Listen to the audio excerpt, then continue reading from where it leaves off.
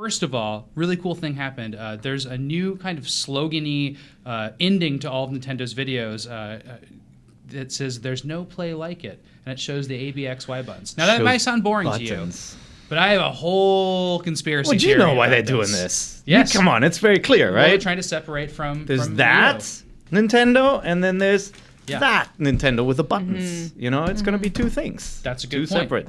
And I think also that this could, Nintendo's A, B, X, Y buttons have been around since the Super Nintendo. They've been on every system except for the Wii, which had the 1 and 2 buttons, which I think was just really strange. Yeah. So that A, B, X, Y layout, they're really claiming that as theirs, which I think is cute. Yeah. Everybody's using it, right? I mean, PlayStation just put symbols on it. But I think this indicates, too, that their home systems and consoles will probably continue to have those, which means that a completely touchpad-based controller for their next NX system probably out. I don't think that's going to happen. I don't think anybody thinks that motion controls will be the selling point for the NX, right? Or even a touchscreen. We're past that.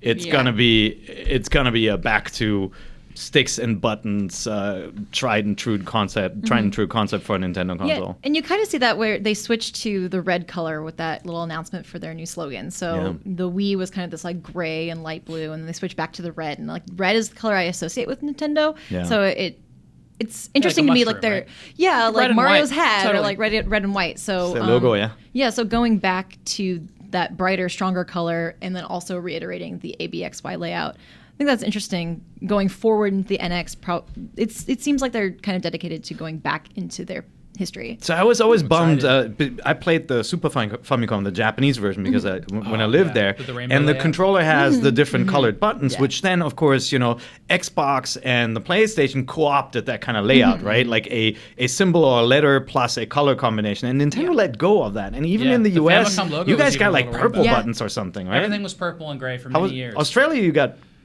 the European design with the colored. So the Super Nintendo was purple and gray, and then the Nintendo 64 had some black versions, but also launched with some purple versions. And then the Game Boy Advance was purple at launch. It was like a clear purple. And then the GameCube was purple at launch too. But I always loved that kind of. Nintendo loves purple. They love purple, but I always associate them with red. Same here. Because of that logo. Well, the classics collections when you go to like a store to buy games, all the classics ones are in red, and red's an eye-catching color. Was branded with it was branded with the red and black. But like at conventions or expos, their booths are always giant and white, and I wonder if part of it would be like a Nintendo strategy that red is too aggressive. Yeah, I think in the past. I'm sure in the past, some brand advisor says red means stop because they told us, right? Yeah. The IGN logo is red too. Yeah. And the NVC logo. And that was always the classic thing, was like red is aggressive. Yeah. It's not family friendly. It means stop. So funny That's probably all it was. And then they released the new 3DS, which has the colored buttons again. Yes. After the other DS is not having that. Yep. Does the 2DS have that too?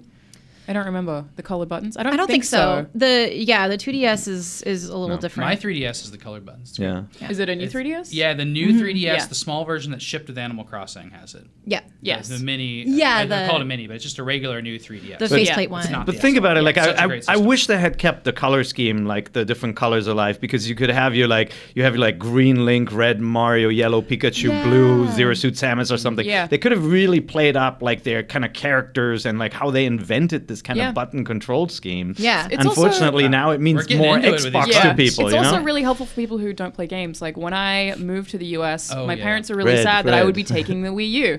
And it's so much easier for me to be able to say, look at this color button if they have to like use a system. Oh my gosh, A, B, and so X and much Y don't even easier. make sense. Yeah. It's not even the beginning and end of the alphabet. It's just the beginning and some other letters. On every controller, the X is in a different place, so it's the color coding That's is super already helpful. a problem. Yeah. So I think the color isn't that the worst. Yes. All three controllers have a different X. Yeah. But it always stumbles. It always stumbles. I always stumble on that when I do Japanese too. games will switch the forward and back layout for all those. But it was supposed to be X-axis, Y-axis, right? That's why the XY was chosen for controls, 100%. By the way, on the Wii, it was like press the sideways 1 button or the sideways 2 button.